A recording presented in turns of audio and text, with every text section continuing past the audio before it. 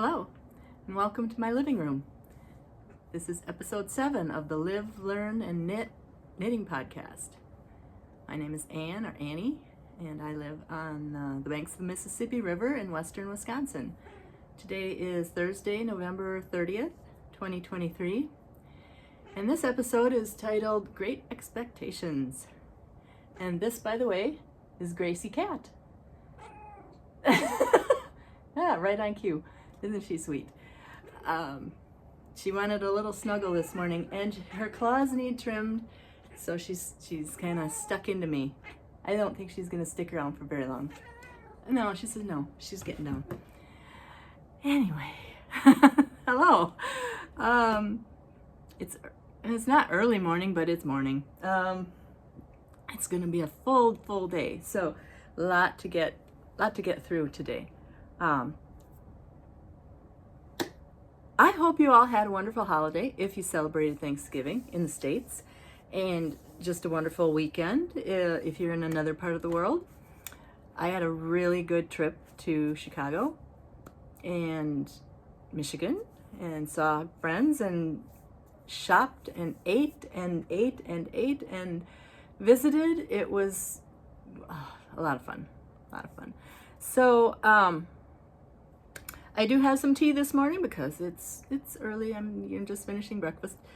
Today's tea, and I'm not going to do this all the time, but just when it's appropriate, is Bigelow Wild Blueberry with acai. This was a gift. My brother gave me a box of this tea, and it's tasty. It's got a good blueberry flavor. This mug is from a potter, creative with clay, Sharon Shakar. He is in the Pacific Northwest, and he has an Etsy shop, Creative with Clay, and I think he also has his own website as well. I bought this many years ago now because it was a Christmas gift to myself, because I really like the red and green. I thought, well, that's Christmassy without being over the top holiday. You can still use it any time of the year.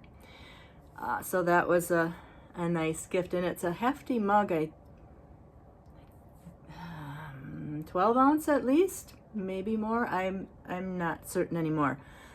I liked it so well. I got a smaller version, mostly because I really like the colors of the kind of honey color and the red dots.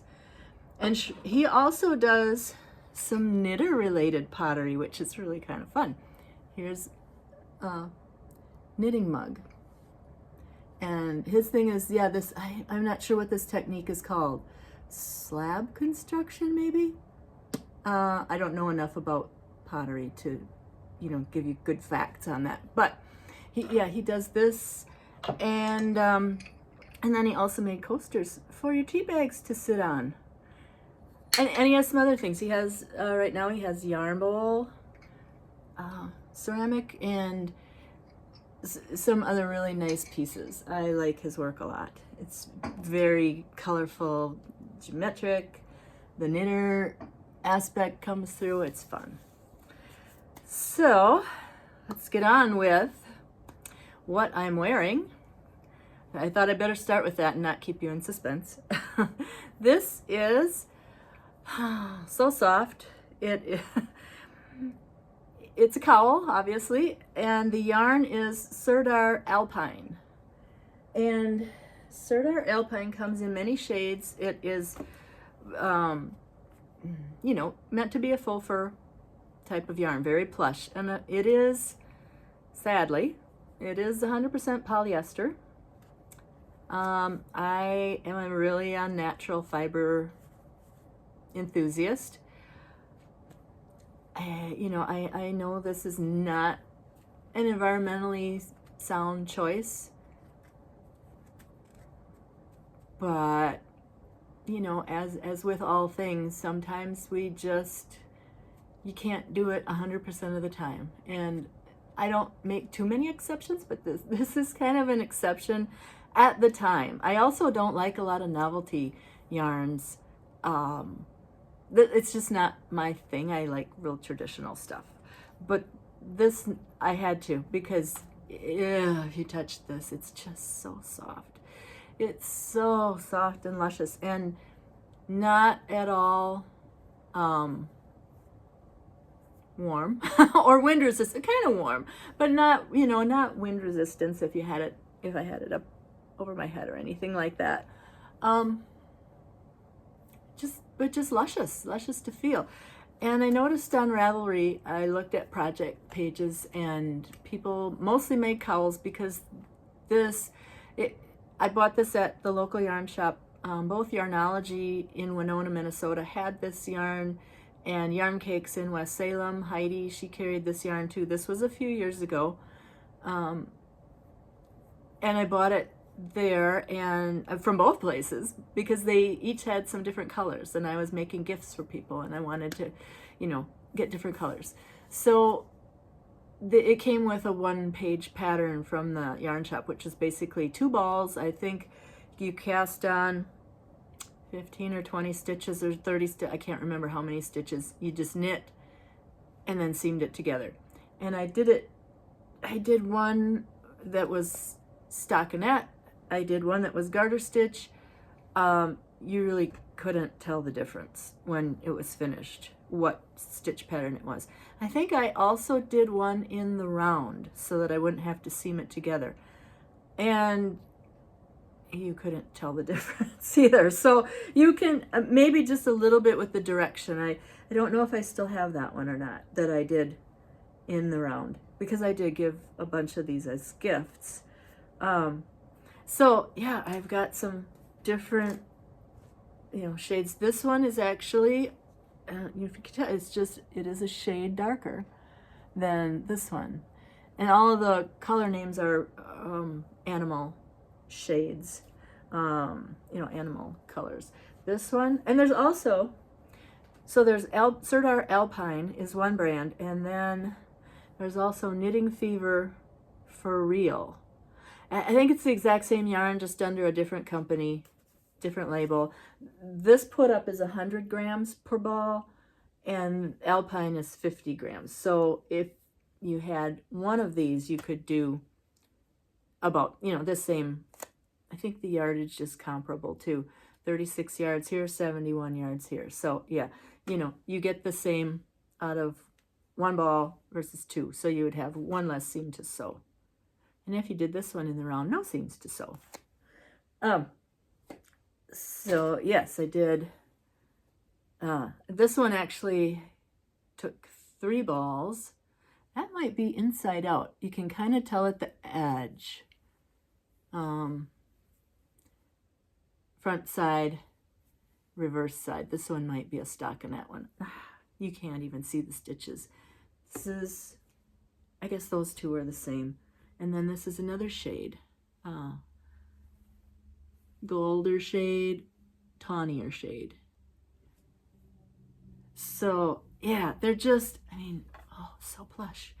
And with the with this longer one, the short ones are nice and they just tuck inside your coat. But with this longer one, it is enough to do this and just have it be super, super plush and snuggle really close around my neck, or, up here on my head. And again, it's not super warm. I would feel the wind through my ears in a heartbeat, in this, but I want to say stylish, my stylish, I guess, it's cozy. You just can't stop touching it. So besides doing cowls and scarves, and people were using it on Ravelry for brims of hats. So mostly knit in a wool or some other yarn, and then this for the brim. There is a white shade, and people were using that to make brims for Santa Claus hats, or any other things. They were using it for plush toys, which were really cute. And I can't imagine that, because unless it was all in one piece, you would have a lot of seaming. And this is so, how do you sew it together? You can't see the stitches. You just, you can kind of feel for them. Let's see if one of these has a tail. Yeah, here's a color. This one's called Oxblood. So you can kind of see, see, that's the core of the yarn. It's a bit of it's like a little piece of knitting, like 3 rows of knitting, and then, so a bit of chenille type yarn. Yeah, just a real floofy chenille type yarn. So it would be very hard, I think, to sew together. Not something I want to do. I'm happy just to do this basic thing. Maybe I would make a hat. Maybe I would try that. But for the more adventurous, yeah, you could do some toys or some other construction. So that is what I'm wearing today. I'll put another one on here. And good, quick projects, if you need gift idea for this coming holiday season, whatever you might celebrate. Two skeins makes a cull and goes quickly, very quickly. So that's what I'm wearing. And let's see. Second, okay, Great Expectations. Why I titled this episode Great Expectations. It could be Great Expectations, or it's beginning to look a lot like Dickens, or What the Dickens, like Mrs. McCarthy said. Not Mrs. McCarthy, Mrs. I get all of them mixed up now. Now she's Mrs. Chapman on Grantchester. Anyway, it just seems like this time of year we are overwhelmed with Dickens everywhere, and Great Expectations is one of my, I don't know if it's not my favorite Dickens, but it's a good one, and it just amazes me how many variations there are of Great Expectations. Of course, there's the book, there's the novel, but I mean the movies and miniseries and that kind of thing. There are over 15 listed on the IM International Movie Database. I always have to say it out loud. IMDb, because I also worked with a program called International Migratory Bird Day, which is just very similar. Anyway, 15. The newest one is on Hulu, which I don't have, and I don't know if there's any free version of Hulu anymore. Now it's a pay-for subscription service. But the newest one has Olivia Colman as Miss Havisham, which I bet is really good. I'm just guessing. Then there's also a 2012 version with Ralph Fiennes and Helena Bonham Carter as Miss Havisham. The one I watched, which has been a few years now, was a 2011 version, and David Suchet was in it. He did all the Poirot dramas, and also Gillian Anderson was Miss Havisham, and she was a creepy, surreal Miss Havisham in that production. So there's that for Dickens. I think my two favorites for Dickens are Bleak House, also with Gillian Anderson, because that just was so dark and twisty-turny. And then Little Dorrit I liked as well, which you don't see very often. I have the DVDs for Bleak House, but I don't see Little Dorrit come up all that much. And Dickens, his stories are so much the rich and the poor, and more the poor, and the hardship and everything. And of course, Christmas holiday. How many versions of A Christmas Carol are there? How many book versions are there? I think I have at least 2. And I really want to try and find the audiobook version that's narrated by Tim Curry, because I hear it's excellent. And I just have not come across it yet. But there are over 50 screen versions of A Christmas Carol, including, you know, some outliers like a Muppet Christmas Carol and a Flintstone Christmas Carol. There are the dramas, there are musical versions, there are animated versions. You know, A Christmas Carol will be everywhere. And I think Turner Classic Movies one year, and this has probably also been a while, did like maybe a whole day or a whole evening of different versions of A Christmas Carol. You know, going oldest to newest, some of them that they chose. And I do like, there are three that I really like.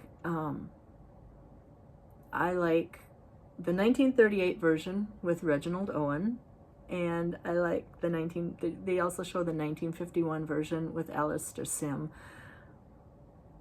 I'm not sure, they show those, I think, about equally.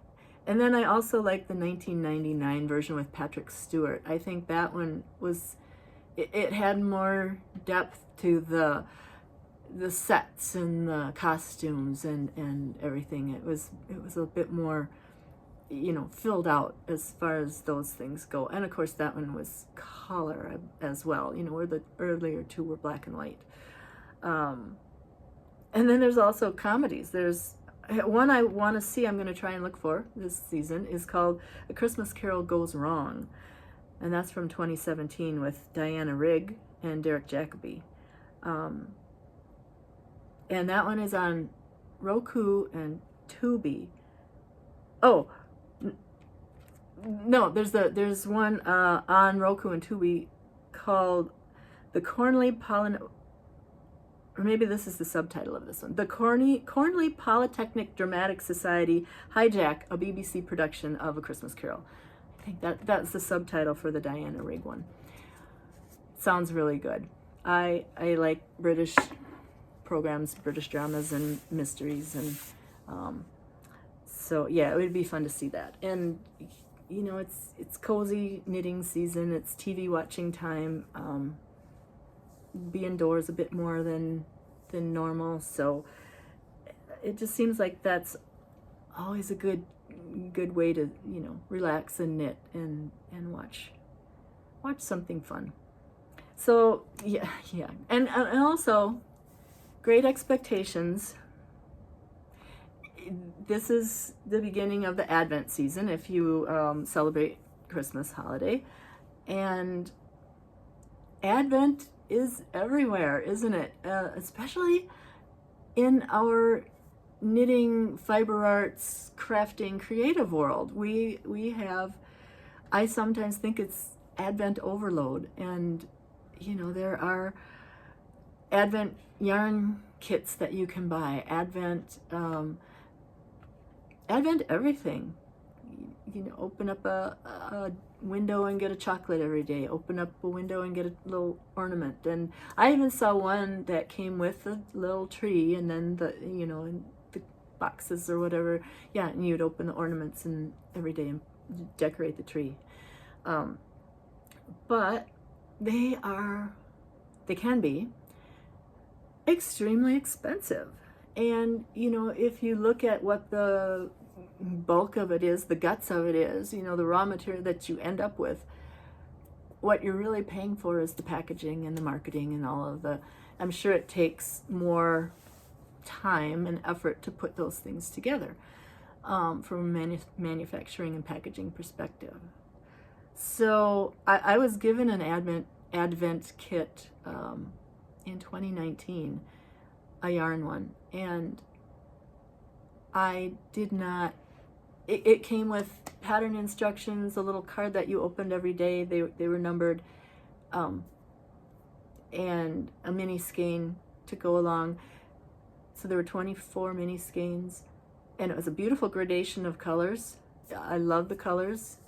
It was beautiful yarn, very nice to work with. The cards that you opened had a choice of 3 patterns. I think it was a knit pattern, a crochet pattern, and a weaving pattern. So you had your choice of what you wanted to make. I don't think, you didn't see what the project was though. So another one of those mystery things, which doesn't appeal to me that much. And the idea was that, you had little clothespins and you were supposed to hang these cards up and as a decoration somewhere. I didn't think they were that decorative, so I did not do that. That wasn't something I really got into, and I didn't know quite what to do with that kit. It took me a while, and I actually came up with my own design. I will show it in a future episode when I talk about it a little more, what I came up with. But it's nice to do these things. It's fun, but they can be a bit overwhelming sometimes, and the expense.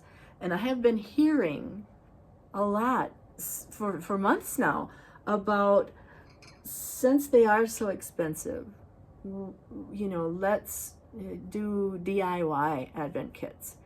And actually, this summer, I was watching Andrea Mowry, who I talked about last episode, her podcast, I'll Knit If I Want To, and she talks a lot about her hand spinning, and she was talking about an Advent set of fiber that she got, and that she was spinning that up, and how she was doing it. And she did not do it in the Christmas season. She did it, later on. But it got me thinking. She was getting me interested in spinning again, and I was spinning up some yarn that I had. I'm not even sure what kind it was, but it was not turning out very well. And so I thought, well, I've got other yarn upstairs, or fiber upstairs. I have some merino samples from a workshop that I took. So I went upstairs and I decided to put together an Advent kit. I thought, wouldn't that be nice to just sit and spin a little bit every day? Yeah, it would. If I can get it all set up right. I was having problems with the tension on my wheel with that yarn, and I think the merino will hopefully be easier to spin. Anyway, what I did was I pulled out colors that all coordinated together, and then in different amounts of what I had. And then I brought them down and I weighed them on my gram scale, and I wrapped them all up in little bundles. And now this bundle might have, how many grams? I think this was 1 ounce? No, couldn't be 1 ounce. Maybe 10 grams. 10 grams of fiber in here, or 5. I should have waited ahead of time. This could be one solid color. It could be bits of 3 colors or 2 colors. I just sort of randomly pulled things together and and wrapped up little bundles. I have 24 of them in here in tissue paper. So my idea was, open one every day at random, just spin it, whatever it is, and spin 12 days worth on one bobbin, 12 days on the other bobbin, and ply them together and see what comes out. It'll just be an experiment, hopefully something fun and relaxing to do. I hope, if it all goes well. So that was one thing I just did for myself for fun. And then Rebecca Clow, Creabea, I watch her podcast as well, and I think it was back August or September, she sort of said the same thing. Let's have an Advent swap, a Scrappy mini skein Advent swap, rather than buying, because we all have leftovers or colors that we just have extra of. So she offered to coordinate that, and it was going to be a 1-to-1 swap. You could pick what weight fiber you wanted. I think she suggested the amount, which was 10 grams, and it was a direct pairing. So she offered to match people up, and she actually got over 700 people signing up for this Advent swap. She had a task to match everyone up. So she matched me up with Sandra from Rhode Island, and we started, following each other on Instagram so I could see what Sandra liked and her projects. And boy, her projects are so pretty and colorful, and she does a lot of really fun things. I liked her work a lot. So I put together 10 mini skeins for her, and I made little drawstring bags and put numbers on them. We also could opt, I think, for 12 mini skeins, like 12 days of Christmas type thing, or 24. And Sandra and I were in the 12 skein group, because I thought, okay, that has to be something that I will start on Christmas and then go through the 12th night. So I sent my package off to her, and then were also, it was suggested that maybe you would add like a 1 full skein or a bigger amount too, that could be the base, base yarn if needed, and add some little extras if you could just do whatever you wanted. So my box from Sandra came before Thanksgiving, and she sent some little treats, and then let's see, yeah, so this is her, everything's numbered, number 1, and there's a Merry Christmas larger thing, and then, little tinies, and I haven't, it's tempting, but I haven't opened anything yet, and I'm going to wait. I'm going to be very patient and wait and, just enjoy it. I think it'll be a lot of fun. So there's that one. So 2 Advent sets for me with very little, outlay of cash dollars, which I like. I like the DIY aspect of that very much, and the frugal nature of that very much, because yeah, I have too much stuff, and I could have maybe even done this with yarn, put something together for myself, but it's nice to be surprised by someone else also. So there's that, and then just this week, one of my knitting friends sent us, our knitting group, the link to the Arnie and Carlos free Advent knitting pattern, which they had a setup of. It's a Christmas stocking, and every day you're going to get 6 rounds of color work to do, and it's a toe-up Christmas stocking, and using 3 colors of yarn, red, white, and green. And I do have that kind of yarn, those colors, so I thought, well, I'll start that as well. So now I'm up to 3 different Advent projects, and that's a lot. Why I think I'm going to have extra time, I don't know. That's crazy. But you're supposed to have the toe ready. They gave toe instructions by December 1st, and their toe was a how do I want to say? They sectioned the toe into 4 sections, and we're doing increases every other round.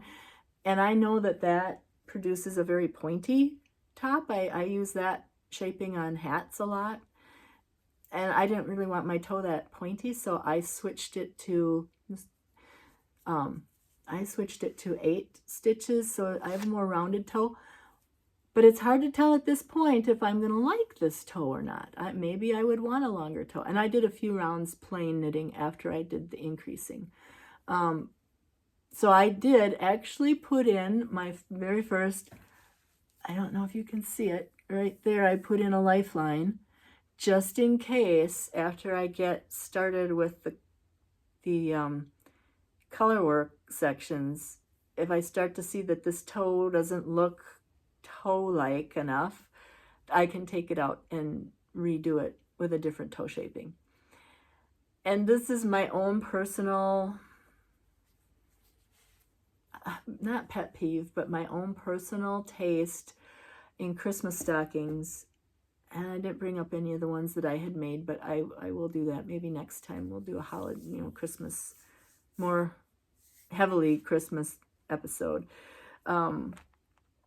I like a Christmas stocking to look like a real stocking, and to actually look like it's going to fit on a giant's foot or anybody's foot. I make them all sizes. I make minis, and you know, all for tree decorations, all sizes. But yeah, I want them to look a little bit more real. I've seen some where there's barely a heel at all, and almost no toe, you know, and they just don't look correct to me, and not what I would want. So, and that's just personal preference. I mean, if not saying that it's right or wrong, or, you know, everybody likes what they like. And so I'm just worried, you know, concerned about my toe. Because that's all we have to go with right now. This yarn, and I didn't bring over the rest here, it's this is some old yarn. Many years ago I wanted to knit Christmas stockings for family gifts, so I had ordered this from Webb's, because Christmas yarn in nice wool yarn wasn't too much of a thing when I ordered this. This was early 90s, I believe. And so I got colors from Webb's. This is and I didn't look up to see if this yarn is still being produced. I don't think Webb's sells it anymore. But it says Jenny McMahon collection, soft Australian wool, 5-ply. It's 50 ounces. It's machine washable, pure new wool. And now I think when they say machine washable, that it says on here, on the back, wool cycle. It's from Australia, so at that time, the European washers actually had a wool cycle. The U.S. washers did not at that time. Most of them, the new ones, do now. I'm gonna guess, since it's Australian, that it's merino, but it does not say merino on here. It's very soft. This yarn is very soft, and it has a really nice halo. I have not made any garments out of it. I probably should, because it's beautiful. And I have mostly cream left, a little bit of red left, and a little bit more green left. And when I show the Christmas stockings, I'll show you how I put this together. It was a lot of fun, and almost all different. I did every color combination that I could. So this is what I'm using for my stocking. I believe that the yarn that they suggest for the Arne and Carlos pattern is more of a worsted. It's a Rowan yarn. It's more of a worsted weight, but again, Christmas stockings can be any size, right? So, and you know, actually, if you make one that's really big, you have to, if you're going to fill it, you have to fill it with a lot of stuff. So kind of the smaller size stocking, you know, you need less to fill it with. That's a consideration. So there's that. And yeah, it said to start this and have the toe done by December 1st.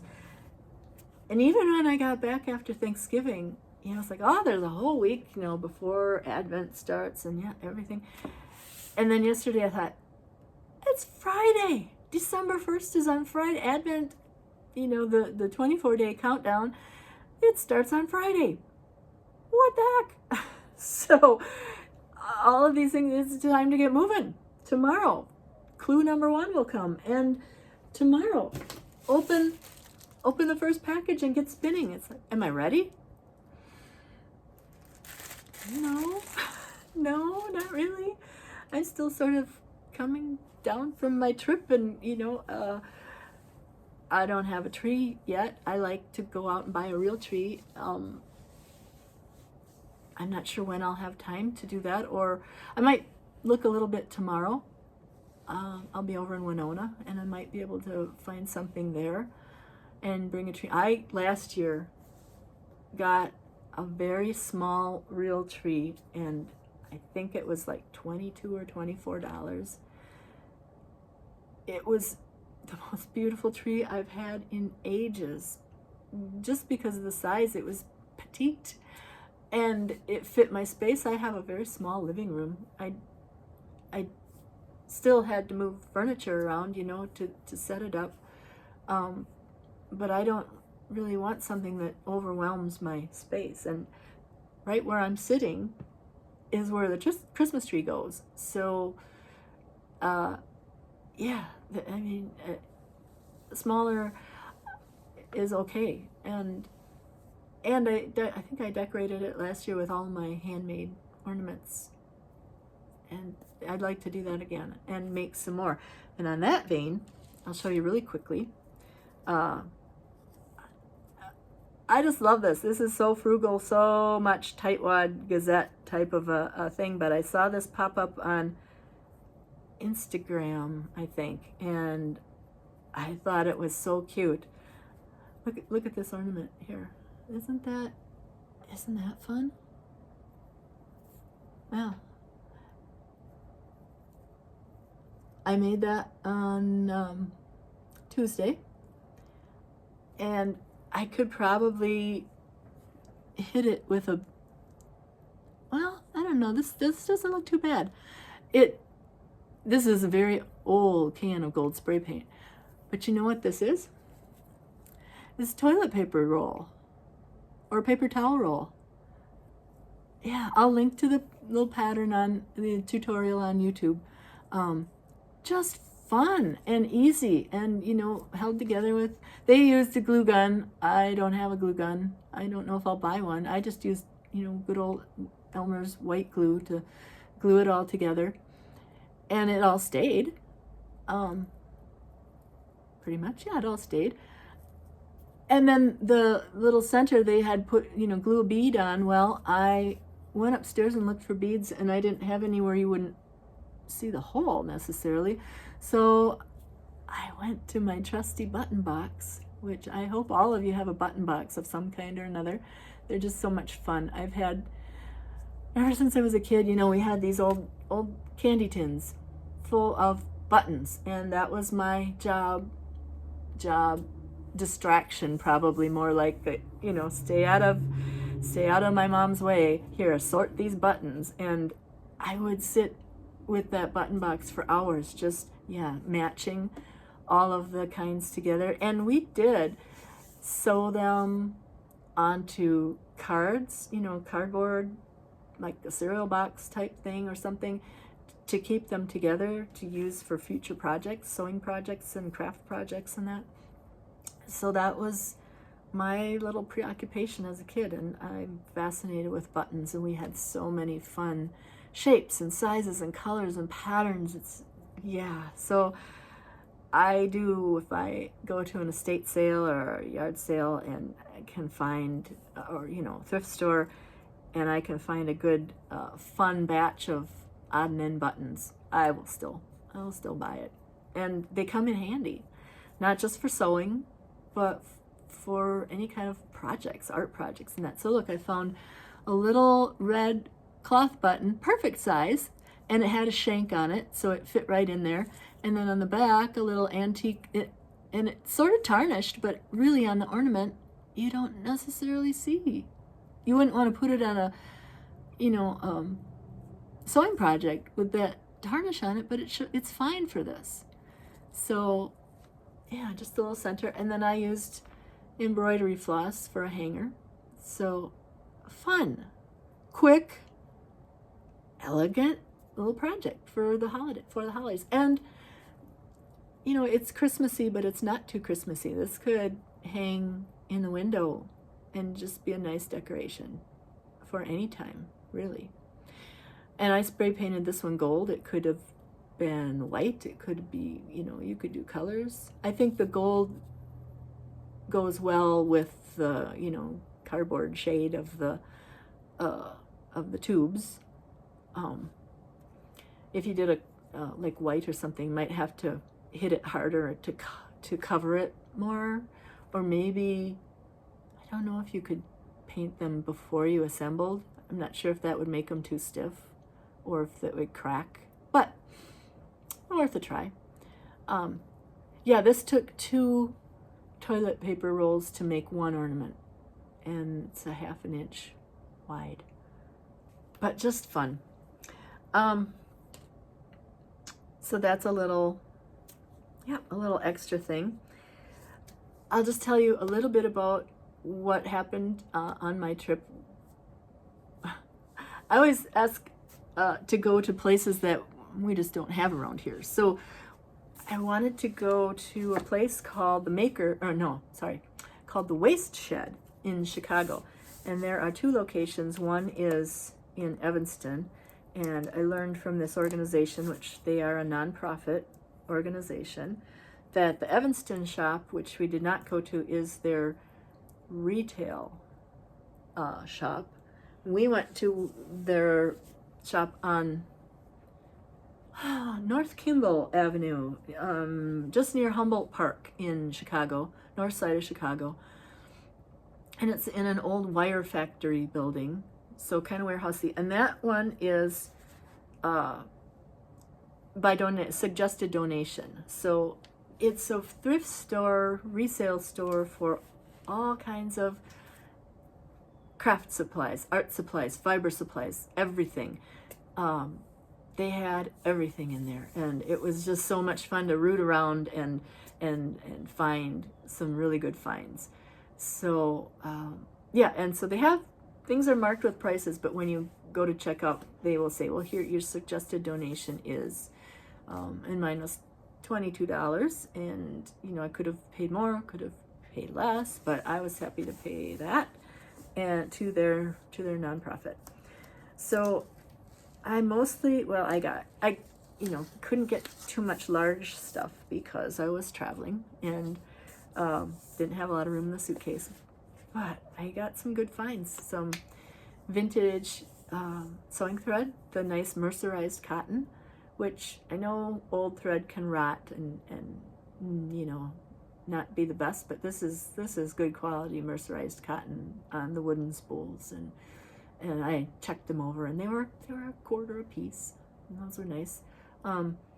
Some embroidery floss, just for fun.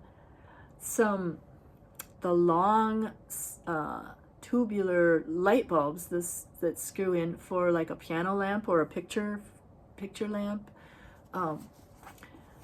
My brother had just a few months ago asked me for one. His burnt out, and I did not have any. And they were there, and they were $1 a piece. And I didn't test them at the store, but I tested them when we got back to the apartment, and they worked. So that was a really good find. That'll be a gift for him. Not so much in the yarn and the fabric. I thought, and prices everywhere. Some things were priced, I felt, a little high for a thrift store. The fabric and the yarn. The yarn was not the best selection. Maybe their other store had better, more, and it comes and goes. Maybe in another week they'll have some fantastic yarns there that are super great. But yeah, and I have so much, I didn't need that. But I did find this book. Nice stitch dictionary from Interweave Press, Cables and Errands. I didn't have this book, and it's $4. That was a really good find. That, and heavy to carry back in my backpack. And then this one, Christmas origami papers. All of the, look at all those fun papers. And I've actually pulled a few out and used them. I was trying to do some folding stars. So, yeah, this was $5 for this whole book of papers. So that's fun. And then this little, from Nancy's Notions, it's called The Third Hand.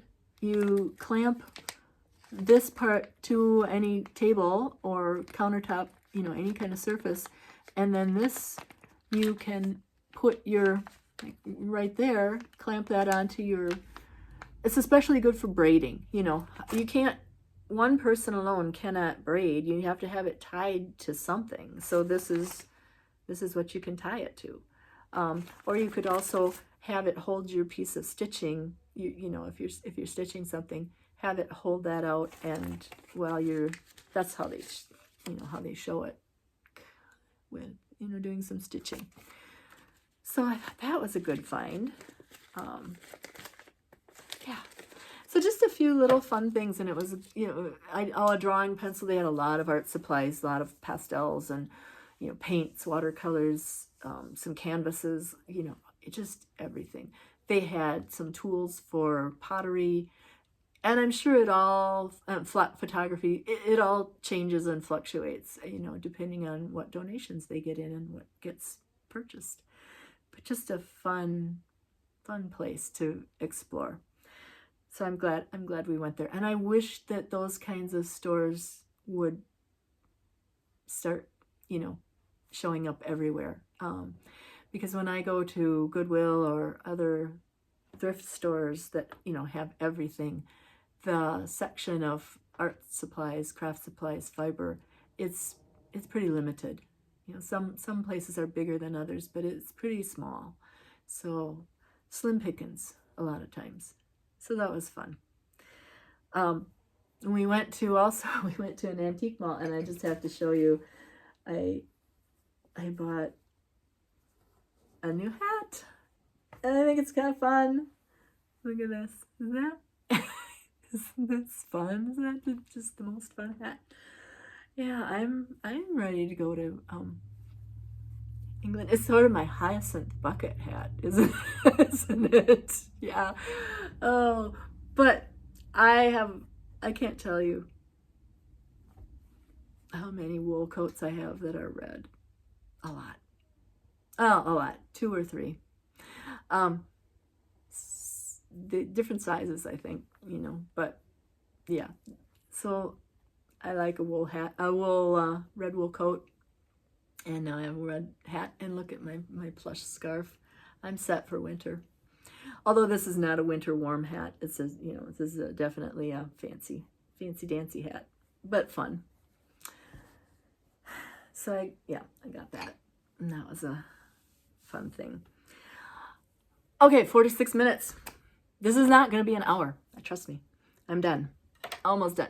We're going to have a giveaway because I'm, back to giveaways. So for this giveaway,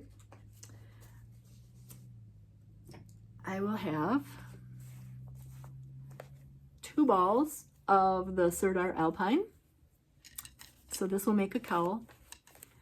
3 balls of, and this color is brindle. 3 balls of the Sandras Alpine in oxblood. So this will make a longer cowl that you can loop around. Or of course, you guys make whatever you want. Make hats, make animals. Use it for borders. Use it, plush Christmas stocking, anything. So the 5 balls of yarn, and then this is just a fun. This was a giveaway pair of needles from the British magazine. Are they called Simply Knitting? I think. Simply Knitting is a British magazine, and every issue would come with some little freebie of some kind or another. So this is a size 15 pair, which is what it suggested for the, this scarf pattern. And yeah, if you're just going to knit back and forth, you can do that on these needles. So these needles, and then also one more little stitch row counter tally thingy. So that'll be the giveaway for this month. Please sign up by the end of Wednesday, December 13th.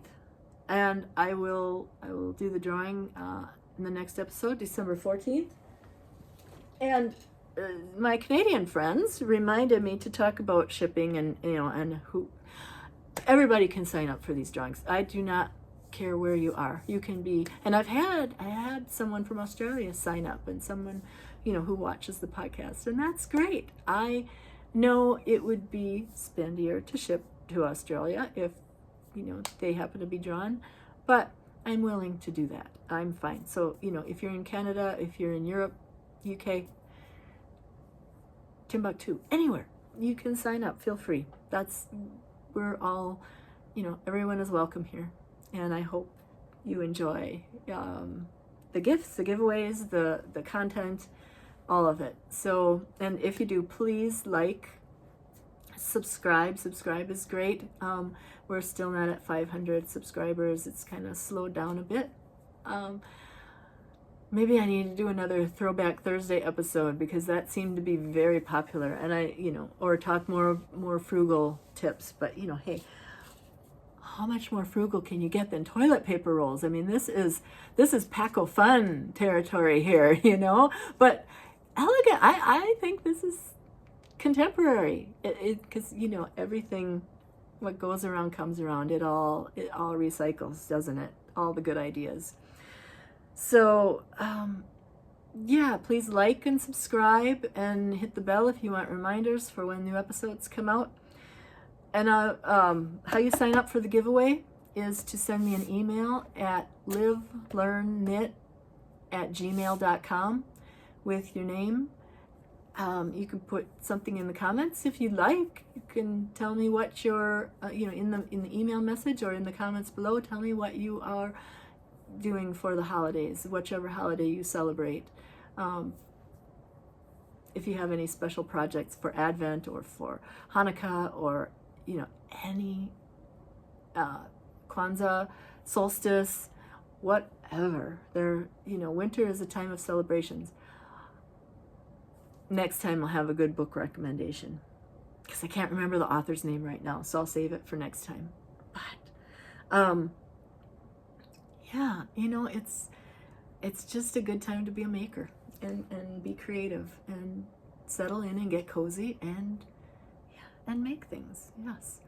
And oh, if you I haven't updated it recently, but I'm going to try and put on the blog, the Live Learn Knit at blogspot.com, a couple of my favorite Christmas recipes, which I will be making this year. They're very good. And yeah, I think that's it for now. Just under an hour, that's good. It's going to be a busy day.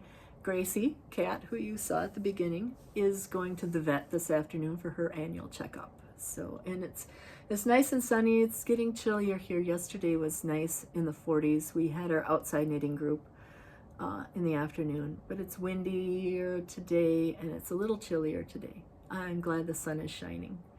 So yes, after this, yoga, a little knitting with friends via Zoom this afternoon, vet visit, and then maybe get set up for tomorrow and the beginning of all the Advent goodness, and try not to overwhelm myself with getting things done. So I hope you have a great weekend. I hope you have a great time creating, and we will see you back here soon. Thank you. Bye-bye.